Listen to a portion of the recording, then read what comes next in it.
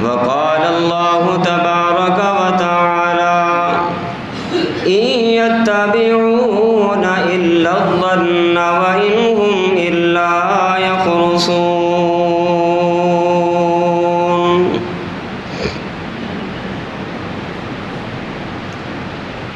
منہ دیکھ لیا آئینے میں، پردہ وہ نہ دیکھا سینے میں، دل ایسا لگایا جینے میں، مرنے کو مسلمان بھول گئے۔ اغیاروں کا جادو چل بھی چکا اور ہم ایک تماشا بن بھی گئے، آپس میں تو لڑنا بس یاد رہا، دشمن کو مٹانا بھول گئے۔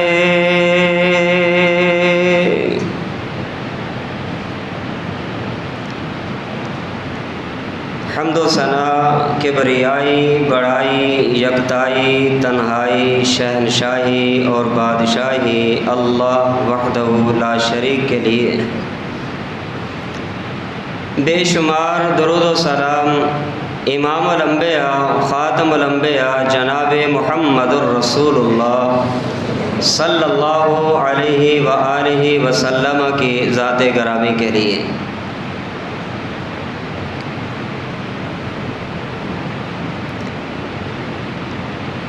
شیطان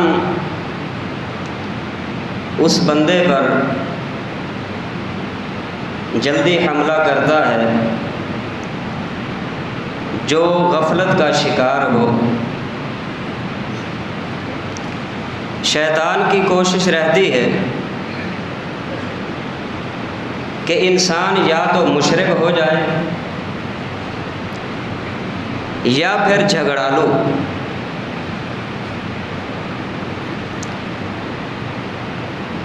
یہ ہمہ وقت انسان کے متعلق شیطان کی یہ کوشش جاری اور ساری رہتی ہے۔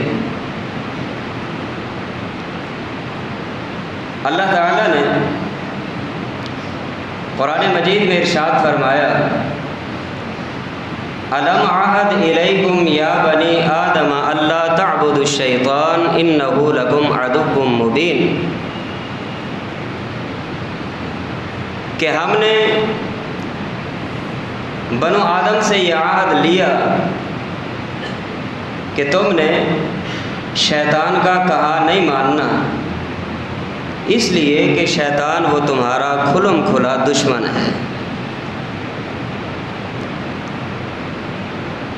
شیطان انسان سے جو بھی کہتا ہے اس میں انسان کے لیے خیر نہیں ہوتی، اس میں دشمنی مضمر ہوتی ہے۔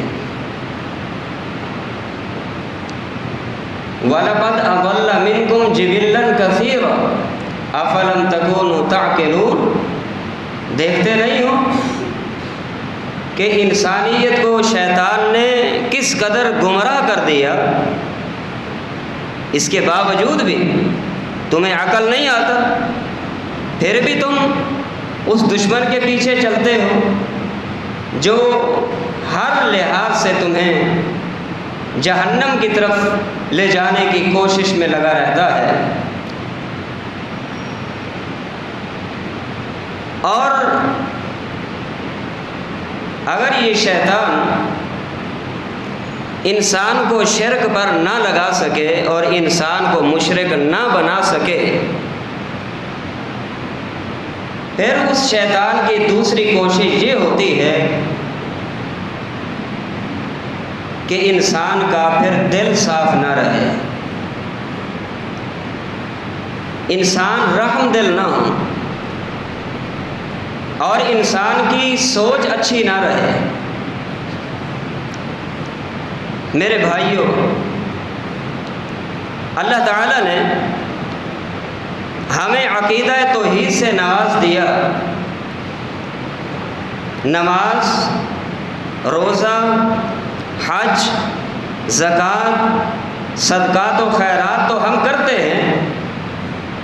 شیطان اس سے تو ہمیں نہیں ہٹا سکا، ہمارے عقیدے میں خلل نہیں ڈال سکا، نماز کے راستے میں روڑے نہیں اٹکا سکا، باقی نیکی کے کاموں میں وہ آڑے نہیں آیا، جبکہ کوشش میں لگا رہا. جب اس کی کوشش ناکام ہو گئی، بس اب اس شیطان کا صرف ایک ہی کام باقی تھا، وہ یہ کہ آپس میں لڑائی، اختلاف، جھگڑے اور فسادات، یہ شیطان کی یہ کوشش باقی رہی ہے. اور جب ہم معاشرے کا مطالعہ کرتے ہیں، ہم اس نتیجے تک پہنچتے ہیں کہ شیطان کی یہ کوشش کافی حد تک کامیاب رہی ہے. میرے بھائیوں، یاد رکھیں، نفرت کا ایک چور دروازہ ہے،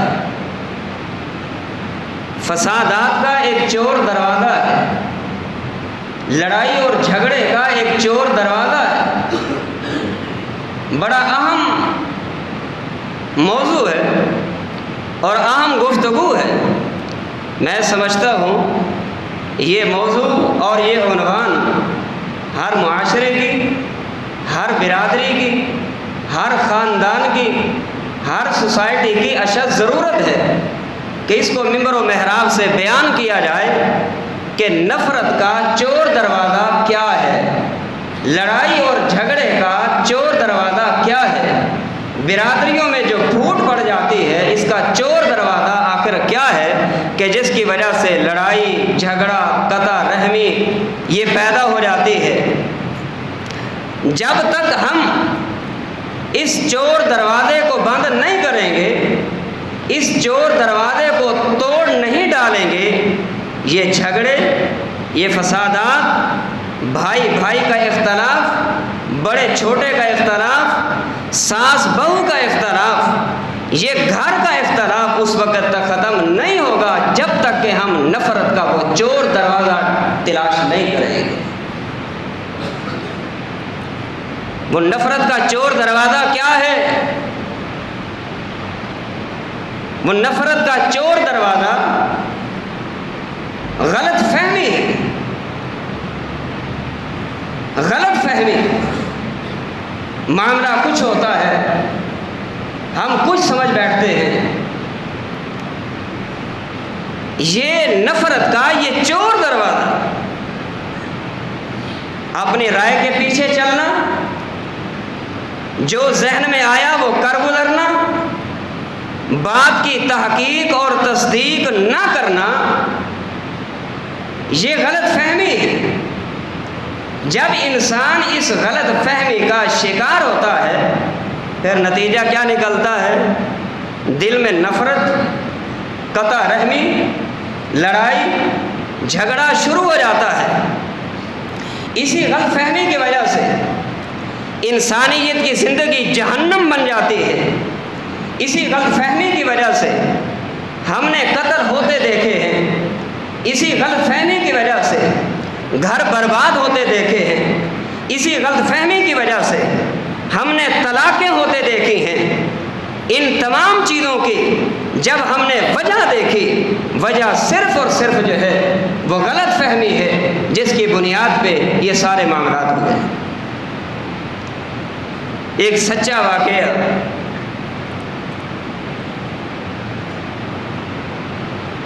ایک خاتون گھر میں اکیلی موجود ہے، اس کا خاوند گھر میں نہیں ہے، وہ اپنی جاب پہ، اپنی ڈیوٹی پہ گیا ہوا ہے.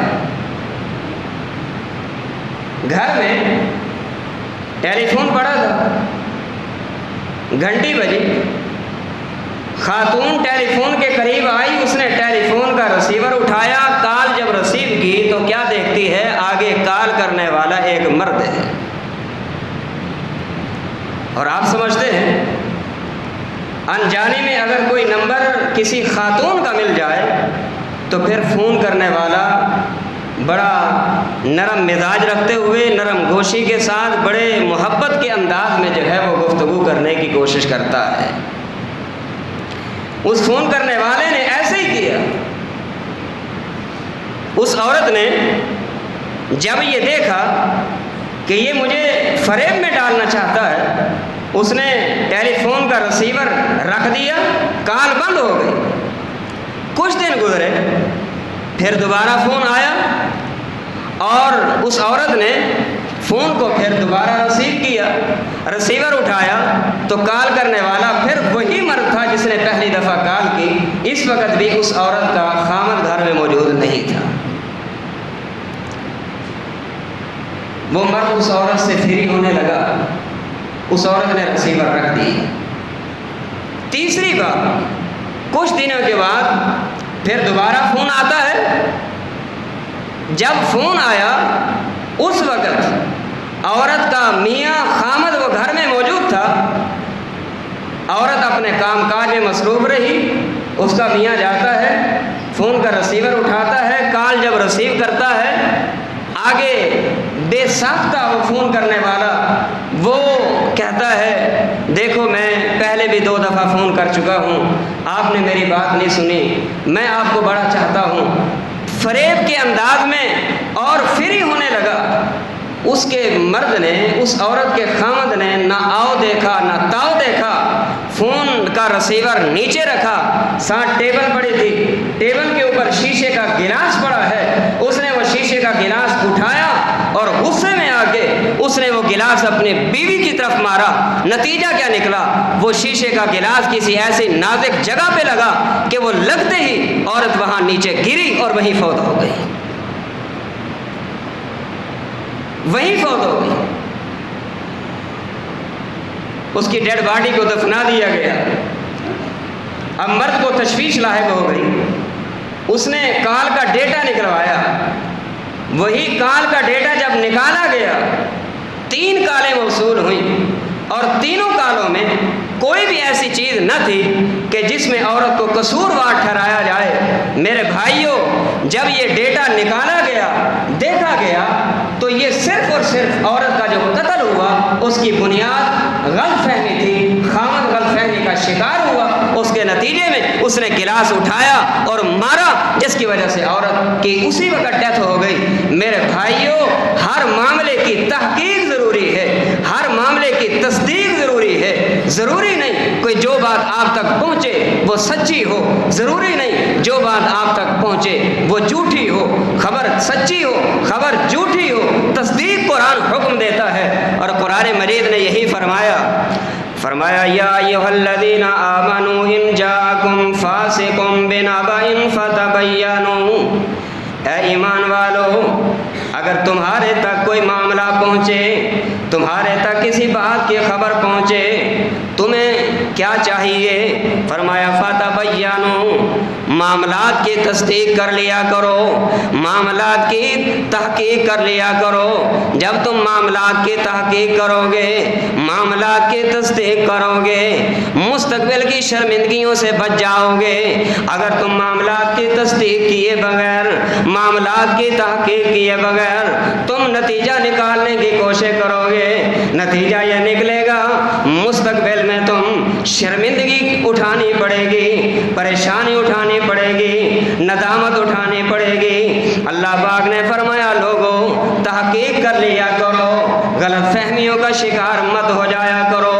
پیارے پیغمبر علیہ الصلوۃ والسلام، صحیح بخاری کی حدیث ہے، آپ علیہ الصلوۃ والسلام مسجد نبی میں اعتکاف بیٹھے ہوئے، رات کا وقت ہے، ماں جی صفیہ رضی اللہ تعالیٰ عنہ پیارے پیغمبر علیہ الصلوۃ والسلام کی خدمت میں حاضر ہوئیں، تھوڑی دیر گفتگو میں مصروف رہیں، رات کا کچھ حصہ گزر چکا ہے۔ امام کائنات صلی اللہ تعالیٰ علیہ وسلم سے گھر کے معاملات میں گفتگو کرنے کے بعد ماں جی صفیہ رضی اللہ تعالیٰ عنہ گھر جانے کی اجازت طلب کرنے لگی۔ عرض کرتی ہیں محبوب مجھے گھر جانا ہے، اجازت دیجئے میں گھر جاؤں۔ امام کائنات صلی اللہ تعالیٰ علیہ وسلم نے فرمایا صفیہ اکیلی نہ جاؤ، میں تمہیں گھر تک چھوڑ کے آتا ہوں۔ صحیح بخاری کی حدیث ہے، بات توجہ کے ساتھ سماعت فرمائیے، کہیں غلط فہمی کا شکار ہم تو نہیں جس کی وجہ سے برادریوں میں اختلاف، جماعت میں اختلاف، لوگوں میں اختلاف، نفرتیں پھیلتی جا رہی، محبتیں کم ہوتی جا رہی، قطع رحمیاں بڑھتی جا رہی، صلہ رحمیاں کم ہوتی جا رہی ہیں، گھر گھر میں پھوٹ پڑی ہے، گھر گھر اختلاف کا شکار ہو چکا ہے، ساس بہو کا جھگڑا ہے، کہیں باپ بیٹے کا جھگڑا ہے، کہیں ماں بیٹی کا اختلاف نظر آتا ہے۔ پیارے پیغمبر صلوات و سلام نے فرمایا، اے صفیہ اکیلے نہ جاؤ، میں تمہیں چھوڑ کے آتا ہوں۔ امام کائنات صلی اللہ علیہ وسلم سیدہ صفیہ کو چھوڑنے کے لیے مسجد سے باہر نکلے، اپنے گھر کی طرف جا رہے تھے، کیا دیکھتے ہیں دور سے دو آدمی آپ کی طرف آ رہے، جس راستے سے آپ جا رہے تھے اسی راستے پہ دو آدمی آئے۔ دو آدمی جب قریب آئے، ان دو آدمیوں نے دیکھا کہ محمد الرسول اللہ صلی اللہ تعالی علیہ وسلم آ رہے اور آپ کے ساتھ کوئی خاتون بھی ہے۔ انہوں نے ادباً راستہ بدل لیا کہ امام کائنات کے ساتھ کوئی خاتون آ رہی۔ امام کائنات صلی اللہ تعالی علیہ وسلم نے دیکھا کہ اس راستے پہ آ رہے تھے، مجھے دیکھ کے راستہ بدل لیا ہے۔ آپ علیہ الصلوۃ والسلام نے فرمایا، اعلیٰ رسلکما، اور راستہ بدلنے والے اسی راستے پہ ہو جائیے، اسی راستے پہ آ جائیے۔ آپ علیہ الصلوۃ والسلام نے فرمایا، کہیں تم غلط فہمی کا شکار نہ ہو جانا، کہیں غلطی کا شکار نہ ہو جانا۔ آپ علیہ الصلوۃ والسلام نے فرمایا، انہا صفیہ بنت حیی، یہ میری بیوی صفیہ ہے جو میرے ساتھ جا رہی، یہ میری زوجہ ہے، یہ میری بیوی ہے۔ صحابہ کرام نے سن کے فرمانے لگے، عرض کرتے ہیں محبوب اس تصدیق کی ضرورت کیا تھی، ہم نے کون سا آپ سے تصدیق نامہ مانگا ہے؟ پیارے پیغمبر صلوات و سلام نے فرمایا، الا ان الشیطان یجری من الانسان کمجری الدم، میں نے تمہارے بغیر مطالبے پہ اپنا تصدیق نامہ کیوں دے دیا ہے؟ اس لیے کہ انسان کے اندر شیطان ایسے گردش کرتا ہے جیسے خون رگوں میں دوڑتا ہے۔ میں نے سمجھا کہ تمہیں بتا دیا جائے، کہیں تم غلط فہمی کا شکار نہ ہو جاؤ۔ یہ افواہیں پھیلتی ہیں غلط فہمی کی بنیاد پہ، اختلاف بڑھتے ہیں غلط فہمی کی بنیاد پہ۔ اور دوسرا واقعہ صحیح بخاری کا سماعت فرمائیے، سیدہ عائشہ رضی اللہ تعالیٰ عنہ بیان کرتے ہیں، ایک دن امام کائنات صلی اللہ علیہ وسلم میرے گھر میں تشریف لائے، رات کا وقت ہے، میری باری ہے، آپ اپنے چارپائی پہ تشریف فرما تھے، اپنے حجرہ مبارک میں لیٹے ہوئے تھے۔ رات کا حصہ جب گزرنے لگا میں بھی سو گئی، امام کائنات بھی آرام فرمانے لگے۔ اچانک کیا دیکھتی ہوں، رات کا کافی حصہ گزر چکا ہے، میری اچانک جاگ ہوئی، میں نے دیکھا کہ محمد الرسول اللہ اپنے بستر پہ موجود نہیں، پہلے لیٹے ہوئے تھے، اب آپ اپنے بستر پہ موجود نہیں۔ سیدہ عائشہ رضی اللہ تعالی عنہ سوچنے لگیں، اب دیکھو شیطان غلط فہمی ڈالنے لگا ہے۔ سیدہ عائشہ رضی اللہ تعالی عنہ سوچنے لگیں کہ ہو سکتا ہے امام کائنات صلی اللہ تعالی علیہ وسلم اپنے کسی اور اہلیہ کے ہاں چلے گئے ہوں۔ اب اگر یہ سوچ سوچ کے آپ سو جاتی، نہ اٹھتی، تو غلط فہمی کا شکار تو ہو گئی تھی نا کہ میری باری میرے گھر میں اور میری باری میں کسی اور اہلیہ کے پاس ایسا کیوں ہوا ہے؟ اب یہ شیطان سوچ ڈالنے ہی لگا تھا۔ سیدہ عائشہ رضی اللہ تعالیٰ عنہ اٹھی ہیں، اندھیری رات ہے، کمرے کا اندھیرا ہے، کوئی لالٹین نہیں جلا ہوا، کوئی موم بتی نہیں جلی، کوئی دیا نہیں جلا ہوا، کوئی روشنی نہیں، ایسے ہاتھوں کے ساتھ ٹٹولتے ٹٹولتے فرماتی ہیں میں پہنچی مصلی رسول کے قریب، میں نے دیکھا کہ محمد الرسول اللہ صلی اللہ علیہ وسلم سجدے میں پڑے اللہ کے حمد و ثنا بیان فرما رہے تھے۔ سیدہ عائشہ اگر نہ اٹھ کے دیکھتی، غلط فہمی کا شکار ہو جاتی۔ غلط فہمی کے ازالے کے لیے سیدہ عائشہ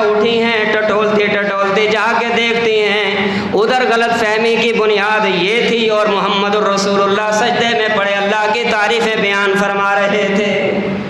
फरमाया इन जाकुम फासिकुम बिनबाइन फतबय्यनु, तस्दीक कर लिया करो, इख्तलाफ से बच जाओगे, तस्दीक कर लिया करो, इख्तलाफ से बच जाओगे, बात की तस्दीक कर लिया करो, घरेलू झगड़ों से बच जाओगे, नफ़रत के चोर दरवाज़ों से बच जाओगे। आइए सैयदना उमर फारूक रज़ी अल्लाह ताला अन्हु सैयदना उस्मान रज़ी अल्लाह ताला अन्हु की खिदमत में हाजिर हुए। वाक़या लंबा है, अपना मकसद बयान करने लगा हूँ। कहते हैं उस्मान आपके पास आया हूँ। जी फरमाइए क्या हुक्म है। उमर फारूक रज़ी अल्लाह ताला अन्हु फरमाने लगे उस्मान मैं चाहता हूँ कि मैं अपनी बेटी हफ्सा का निकाह जो है वह मैं आपको दे दूँ। हज़रत उस्मान फरमाने लगे मैं सोचूंगा फिर बताऊँगा। थोड़ा वक़्त गुजरा, सोचो विचार के बाद हज़रत उस्मान रज़ी अल्लाह ताला अन्हु उमर फारूक रज़ी अल्लाह ताला अन्हु के पास आए और कहने लगे उमर मैं आपकी बेटी हफ्सा से निकाह करने के लिए तैयार नहीं। खामोश हो गए। यही उमर फारूक रज़ी अल्लाह ताला अन्हु फिर अपनी बेटी हफ्सा का रिश्ता लेके सैयदना अबू बकर सिद्दीक रज़ी अल्लाह ताला अन्हु के पास तशरीफ ले गए। उनको भी जाकर दावत दी। उन्होंने फिर बदी दावत कबूल करने से इनकार कर दिया, कहा उमर मैं आपकी बेटी हफ्सा से निकाह करने के लिए तैयार नहीं हूँ। हज़रत उमर फारूक फरमाते हैं उस्मान रज़ी अल्लाह ताला अन्हु ने भी मुझे जवाब दिया था, लेकिन मुझे इतना शिकवा और तशवीश नहीं हुई जितना शिकवा और तशवीश मुझे हज़रत अबू बकर सिद्दीक के जवाब पे हुई है। बहरहाल जवाब हो गया। कुछ अरसा गुजरा, कुछ वक्त गुजरा, मुहम्मद रसूलुल्लाह सल्लल्लाहु अलैहि वसल्लम का निकाह सैयदा हफ्सा रज़ी अल्लाह ताला अन्हा से हो गया। जब आपका निकाह सैयदा हफ्सा रज़ी अल्लाह ताला अन्हा से हुआ, अगर सहाबी से निकाह हो जाता तो आम खातून थी, जबकि अल्लाह को मंजूर नहीं था। अल्लाह को मंजूर ये था कि ये उम्मुल मोमिनीन बनेगी मुहम्मद रसूलुल्लाह की बीवी बनने के बाद। शादी हो गई। अबू बकर सिद्दीक रज़ी अल्लाह ताला अन्हु घर से चले, उमर फारूक के पास तशरीफ़ ले गए। उमर फारूक रज़ी अल्लाह ताला अन्हु के पास बैठे हुए थे और आकर कहने लगे उमर मैं आपके पास आया हूँ, आप मेरे पास अपनी बेटी का रिश्ता लेके आए थे, मैंने आपको इनकार किया था। अब आया हूँ कि कहीं आप किसी गलत फहमी का शिकार ना हो। बात ये है मैं एक दफ़ा बैठा हुआ था मोहम्मद रसूलुल्लाह सल्लल्लाहु अलैहि वसल्लम के खिदमत में, मैंने सुना कि आप अलैहिस्सलातु वस्सलाम ने एक दफ़ा ख्वाहिश का इजहार किया कि अबू बकर मेरा दिल करता है कि मेरे निकाह में उमर फारूक की बेटी हफ्सा। अब मैं क्योंकि ये सुन चुका था, मैंने उस वक़्त आपको ये बताना मुनासिब ना समझा। जब सैयदा हफ्सा का निकाह मोहम्मद रसूलुल्लाह सल्लल्लाहु अलैहि वसल्लम के साथ हो गया, उस गलत फहमी के इज़ाले के लिए मैं आपके पास आया हूँ कि कहीं आपके दिल के अंदर कोई मलाल अबू बकर सिद्दीक के बारे में बाकी ना रह जाए। मेरे भाइयों, अगर कोई खबर हम तक पहुँचे, हमारा भी हक बनता है हम उस खबर की तस्दीक करें। बैठ के प्रोपेगेंडा मत बनाएं, ये कर दूंगा, वो कर दूंगा, ये हो जाएगा, वो हो जाएगा। आज आप देखें बिरादरियों में इख्तलाफ, सास बहू में इख्तलाफ, बाप बेटे में इख्तलाफ, खानदान के खानदान टूट गए, घर के घर बर्बाद हो गए। हाँ जी, तलाक़ें हो गई, नौबतें तलाक़ों तक पहुंच जाती है। अगर हम इन चीज़ों को टटोले तलाश करें तो फिर नफ़रत का चोर दरवाज़ा अगर हमें नज़र आएगा तो वो सिर्फ़ और सिर्फ उसकी बुनियाद गलत फहमी होगी। मेरे भाइयों, इन गलत फहमियों को ख़त्म करना होगा। बात अभी भी और बाकी है, लेकिन वक्त इजाज़त नहीं देता। ज़िंदगी रही इंशाअल्लाह इसी मज़मून को, इसी बात को आगे चलाऊँगा। अल्लाह समझने की और अमल की तौफ़ीक़।